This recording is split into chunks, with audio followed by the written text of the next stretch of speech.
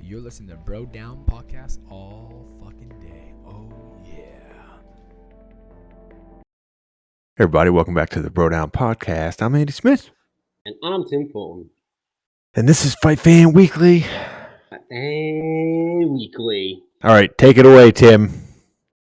So, Fight Fan Weekly, this week in the news is that UFC is back. And I'm not just talking about UFC 249, which is happening April 13th. Is that a lie? 18th. April 18th. I'm saying Dana White is saying from here on out, after UFC 249, starting with that, we are going to have week-to-week UFC matches once again. The world is returning ever so slightly to normal, and it starts with the UFC. Okay, so this is one of the times when I don't know any real information about this because I was so busy today I couldn't look anything up. So explain to me and everyone else what the fuck you're talking about, dude. So a couple of things. One, for the international matches, Dana White is basically saying that they currently have an island ready. He's not disclosing any locations for anything because he doesn't want anyone jumping the gun or he doesn't want super totally dumb excited fans showing up because it's probably still going to be just fighters and officials and whatnot. Mm-hmm. So he doesn't want people to get in the way, I guess. Smart move. Very smart move. But basically for USA matches, they're looking at a location on the West Coast that's going to be permanent. And for international matches, they're saying they have an island. That is literally the only detail. I made a joke with you before, and I don't think you got it because you were so busy. But it literally sounds like Jurassic Park, except it's MMA Park. Okay, you just got really far away from your mic or something. I could barely hear you. Say that part again. Instead of it being Jurassic Park, it's going to be MMA Park. It is an island dedicated to MMA. That's literally what they're making it sound like. They're saying that they're building the facilities as we speak. Life finds a way.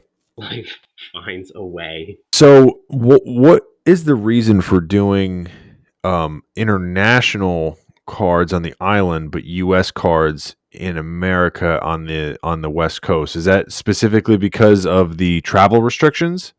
I believe so. I think America is going to have really restrictive international travel guidelines for an extended period of time. So if they are building, this is all hyperbole. Nobody knows what's actually going on.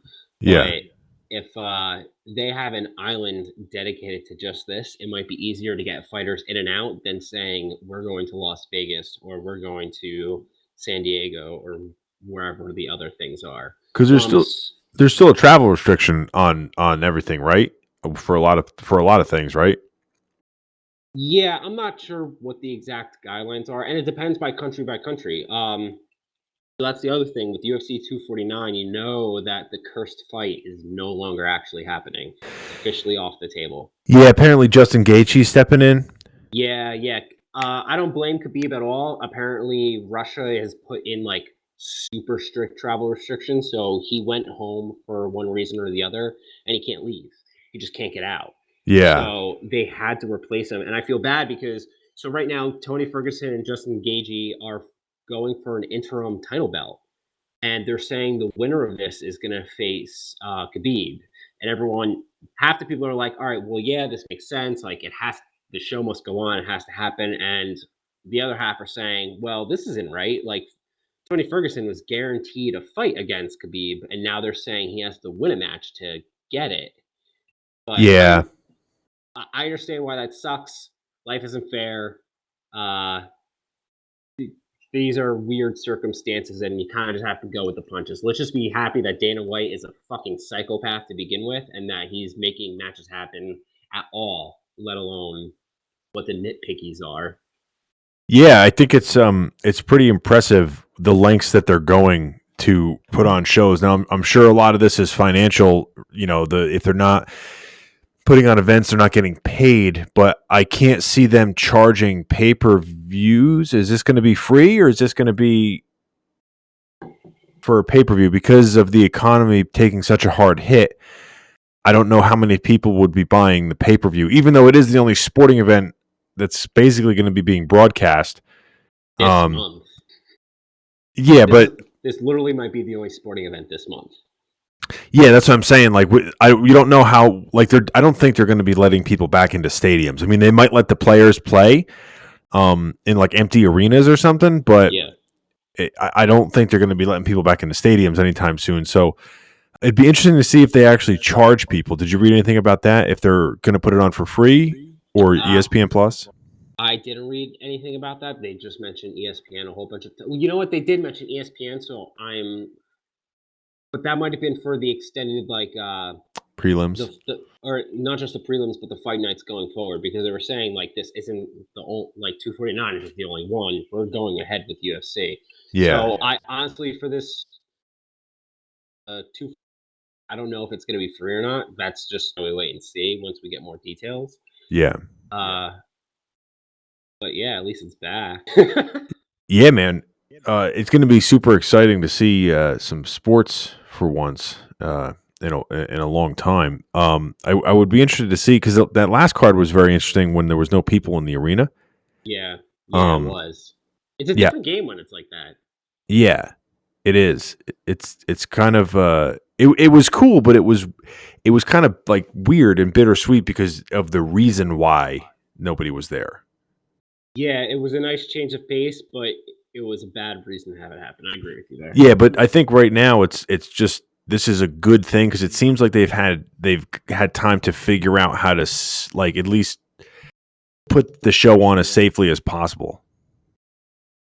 Yeah, which got to give them props for coming up with this. I mean, a lot of people are like, "Oh, it's been a long time," but it really hasn't been. Like every day has been something different. Yeah.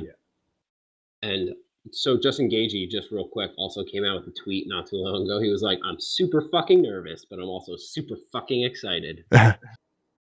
Yeah. Tweet or post or whatever. How do you feel about the Tony Ferguson having to fight another time before he fights Khabib, or if he loses? You know what? It's not fair. 100%, it's not fair to Ferguson. But I think in the grand scheme, this is one of those situations where, like, if they pulled this any other time, everyone would be like up in arms and being like, "What the hell? Why would you possibly do this?" Even if it was just because Khabib couldn't leave the country, then I would understand pushing things back, right? But given the circumstances, like, it's hard to get fighters right now to begin with. People don't train constantly year round waiting for random ass circumstances like this to happen. So at least one of the headliners is still in it. I mean, it sucks to be Tony Ferguson, but I understand why. And I think all in all, for the general public, it's a good thing. But it definitely sucks for him. Like, it's not fair to him, but it's just one of those things. You have to suck it up and do it. Yeah, I think I do agree with you to a certain extent that's just with the cards that he was dealt. And the only other thing that I can think of, though, is that it sucks because Tony's had this fight canceled so many times, and I know, man. It sucks because if he loses, he's got to climb his way all the way back to the top, and if he doesn't, you know, it's just one more fight that he has before he fights Khabib. And I get it. We want to see Tony fight. I totally get it. But if Khabib is sitting on the sidelines, it's almost like they can find other people to fight.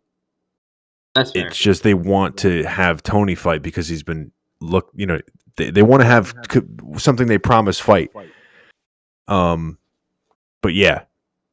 I'm not a huge fan of them doing this. I like the fight between these two, but I don't like the circumstances that it's happening under. No, I agree. I would agree with you wholeheartedly. Yeah, it's a weird. It's no longer just a sports angle though; it's a business angle too, right? Like, do you completely abandon two headliners just to throw in a completely different fight? I mean, Justin Gaethje could hold a main event by himself, especially this right now when, like you were saying, there's no sports out there. So, like, it's not exactly like they're competing against anything. But still, they did say, I go back and forth. I don't know, man. You're swaying me a little bit. Yeah, it just sucks because, you know, they've been looking at this stuff for so long and waiting for this fight for so long that it's kind of hard to not feel for Tony because this fight's been canceled, I think, 5 times. Half because of whatever reasons, it doesn't matter. But the everyone's been waiting for this fight for so long, and because of these circumstances, it's not happening. But yet, one of them's still fighting, and I don't think that it's like. I don't know if it's a good move, but yeah. So, but anyway, any word on the island or like any word where it's going to be or anything like that, or it's totally secret? It's totally secret. All they said is they have an island. I'm super intrigued as to what the fuck that means. Yeah. Because it could mean like they're building an island. They said that they're building everything right now. So obviously they're building like the stadium or not the stadium, just the ring, I guess. Yeah. I mean, more power to them, dude. I mean, I guess they're trying to find a way to work in the worst circumstances, and I think because it's the only thing that's going to be on TV, they might not do too bad. But yeah, I don't know. It'd be interesting to see the numbers. Yeah, well, we're just gonna have to wait and see what happens. Yeah. So, any other thoughts on this? Nope. Just super excited. UFC's back. Awesome. Why don't you talk us out, bud? All right, guys. Don't forget to like and subscribe. Leave a comment down below what you think of this or 2 weekends matchup. Also, don't forget to go to brodownpro.com. It is still up and running. You can still get all your cool-ass Brodown gear, such as hoodies, sweatshirts, t-shirts, mugs, cell phone cases, all that other good stuff. And until then, we will catch you guys next time. You're listening to Bro Down Podcast all fucking day.